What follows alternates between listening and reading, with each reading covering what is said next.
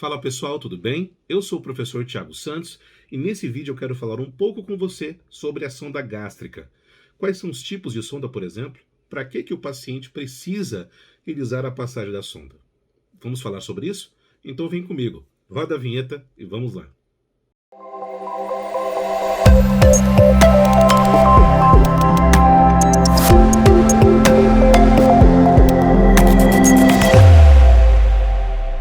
Bom, antes de começar esse vídeo, eu quero pedir, por favor, se você puder, se você gosta do canal Estação Enfermagem, de já dar um like aqui no vídeo, porque isso ajuda bastante o canal a crescer e trazer mais assuntos como esse para você. Então, se você gosta do Estação, se você gosta dos nossos conteúdos, já dá um like no vídeo antes de começar a assistir. Se você não é inscrito também, não perca a oportunidade, já se inscreva e também clique no sininho para que você seja notificado de novos vídeos, ok? A sonda gástrica é um dos procedimentos mais realizados pela enfermagem dentro do pronto-socorro, por exemplo.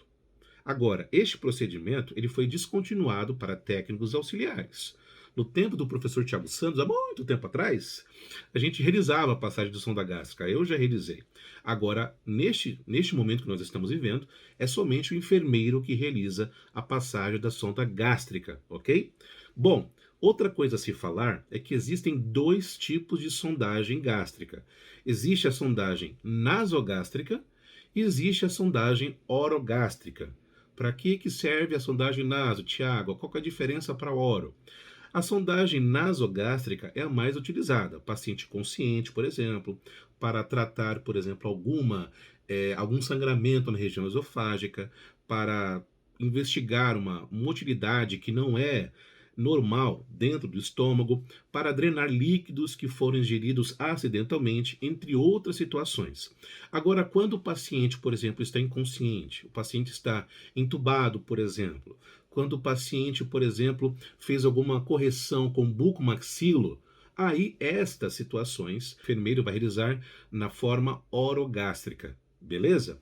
Outra coisa importante é saber que a numeração da sondagem gástrica para homens e mulheres, segundo a literatura fala, existe a numeração que são específicas. Mas eu acabo discordando um pouco disso porque na vida real é um pouco diferente muitas vezes. Por exemplo, para as mulheres é indicada a numeração de 12 a 14 e para os homens é indicada da numeração 16 a 18. Mas, gente, anatomicamente existem pessoas diferentes.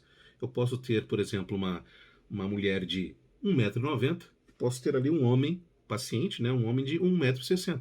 Então veja que isso é relativo. Porém, quando existem essas situações, geralmente, nós temos esses tipos de numerações, tá?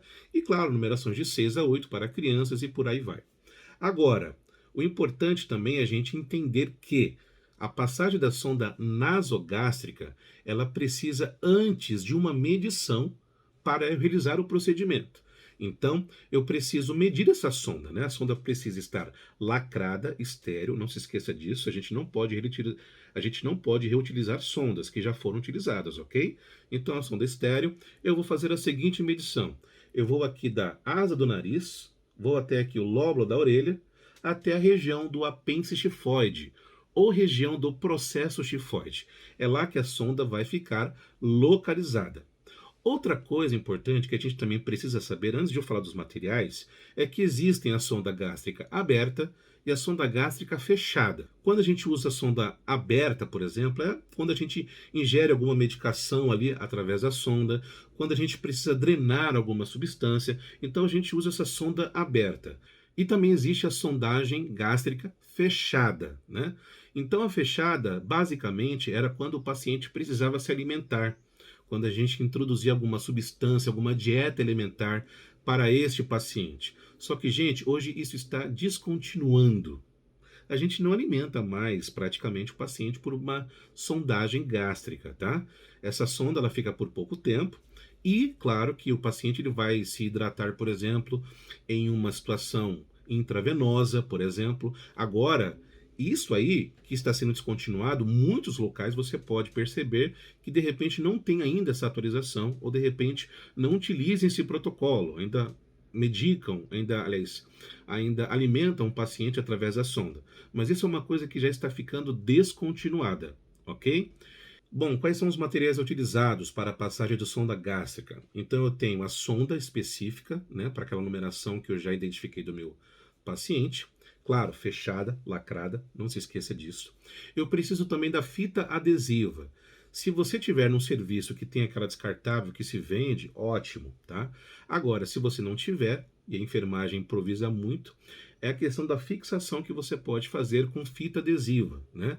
Você pode fazer com micropor, por exemplo, ou esparadrapo. Eu aconselho principalmente para pacientes idosos o micropor, porque não agride tanto a pele, tá? Eu preciso de tesoura também, né? Tesoura para poder fazer a recortar ali aquele meso que você vai fazer a fixação em si.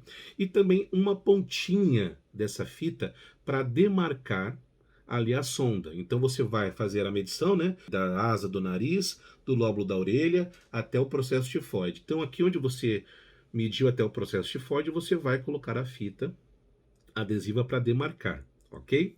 Bom, precisamos também então de gás estéreo, precisamos de toalha de rosto, precisamos também de seringa de 20 ml, precisamos também de estetoscópio e saco para lixo, para que a gente realize o procedimento, ok? Ah, e claro, também, principalmente da xilocaína estéreo, né? Algo muito preciso neste procedimento. Agora, a realizagem da passagem também é uma coisa que a gente precisa prestar atenção no decúbito do paciente, tá? O paciente pode passar sentado, o paciente ele pode passar deitado, somente a observação do decúbito, né? Ou eu posso usar Fowler, que é a posição de 45 graus, ou semi-Fowler, que eu tenho essa posição de 45 graus, mas os membros inferiores são levemente, ligeiramente elevados, tá? E também eu posso passar com o paciente lateralizado, é outra posição que eu posso utilizar, tá? Esse paciente, na minha visão como enfermeiro, então eu oriento, né? Eu só, na verdade, chamo a atenção dos meus amigos profissionais para que use oxímetro, né? Se o paciente não tiver monitorizado, por exemplo, um oxímetro, né? Para a gente ver a frequência cardíaca, a gente ver a saturação de oxigênio do paciente através da passagem da sonda, tá? Bom, depois eu vou realizar a passagem por si própria, né? Então, vou passar através da asa do nariz, vou pedir para esse paciente engolir essa sonda, isso vai ajudar bastante na questão da passagem. E antes de introduzir no nariz, não se esqueça, você vai colocar xilocaína, né? Para poder passar através da narina do paciente. O procedimento em si você está vendo aqui na tela, mas eu queria citar então aqui os pontos que são importantes para a gente revisar. Então, para que a gente utiliza a seringa de 20 ml?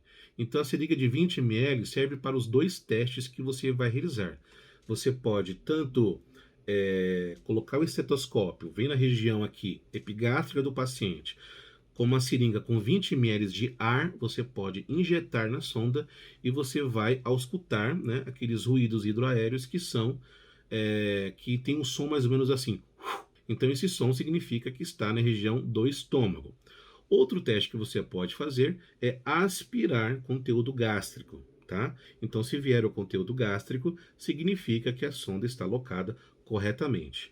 Por favor, não faça isso de emergir a sonda em um copo de água, tá, gente? Isso não tem a mínima condição, isso não tem nenhum fundamento literário, não tem nenhum livro que especifique esse tipo de procedimento, de você imergir a sonda, a ponta da sonda, em um copo cheio de água, tá, gente? Se o paciente broncoaspirar, essa água vai toda para o pulmão do paciente. O paciente pode pegar uma pneumonia, é algo muito severo. A toalha de rosto, né, serve para proteger o paciente, alguma secreção ali, ele pode vomitar, né? Então é imprescindível que você utilize uma toalha de rosto. Lembrando que o paciente não é nenhuma estante, tá? Para você ficar colocando gás, depois você coloca luva, depois você coloca a própria xilocaína e fala: olha, não se mexe, viu, seu João? Senão vai cair tudo. Não é assim que a gente faz, tá? Então só coloca a toalha de rosto para proteger aqui o paciente. Uma coisa que eu não faria no detalhe lá atrás, nos materiais, é o biombo também, para manter a privacidade do paciente, tá? Isso é muito importante. A xilocaína que eu vou utilizar quando for introduzir a sonda, tá? Algumas pessoas utilizam na própria sonda, algumas pessoas utilizam no dorso aqui da mão, no dorso aqui da mão. Algumas pessoas utilizam aqui no dorso da mão, né, eu digo os profissionais enfermeiros, e tem outros enfermeiros que utilizam na gaze. Põe na gaze a xilocaína, ali você lubrifica ela e realiza a passagem, tá? Bom, a fita adesiva foi o que eu já tinha mencionado, você vai tirar um pedacinho para demarcar então ali o posicionamento da sonda. Estetoscópio, né? Então você vai auscultar, né, os ruídos hidroaéreos quando você injetar o ar ali. Você vai utilizar luva de procedimento, porque você precisa se proteger, lembrando que não é luva estéreo, tá? Então você vai usar luvas de procedimento. Óculos de proteção, a máscara cirúrgica é para você se proteger e também a máscara também para se proteger e proteger também o seu paciente. E sacos de lixo, né, pessoal, que também é super importante. Lembrando que o saco preto eu utilizo para rótulos dos materiais dos dispositivos que eu estou utilizando. O saco branco, o saco infectante, é quando entrou em contato com o paciente. Tem fluidos corporais presentes naqueles materiais que já foram utilizados, então eu descarto no lixo branco, tá? Não se esqueça disso, tá bom? Então, essas foram as dicas aqui hoje para você de passagem de sonda gástrica. Não se esqueça que é um procedimento que é cobrado bastante em prova, né? E você precisa saber, tá ok? Bom, então essas foram as minhas dicas de hoje da sondagem gástrica. Se você tiver alguma dúvida, alguma sugestão, você pode escrever nos comentários. Isso é muito importante para a gente poder direcionar melhor a sua dúvida e também, claro, ideias para que a gente também publique aqui do outro lado, para que você tenha mais conhecimento específico sobre os procedimentos da enfermagem, tá bom? Eu vou ficando por aqui, agradeço a sua atenção, agradeço o seu tempo também que você tirou aqui para assistir esse vídeo. Eu te encontro no próximo vídeo. Um grande abraço e até lá!